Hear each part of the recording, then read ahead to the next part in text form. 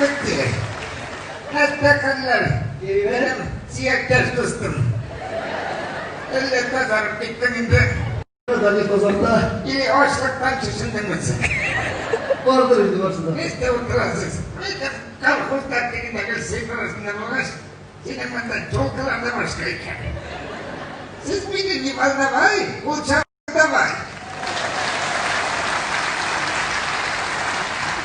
Evet. Benim istediğim derse dur. Benim çeçek yok. Çeçekler sakılmayana. Şimdi pazartıracak. Şuna göre karantinada destekçi aldım. Şuradan bildim. Tekstü, пожалуйста. Надо 4 штук. 2. 3.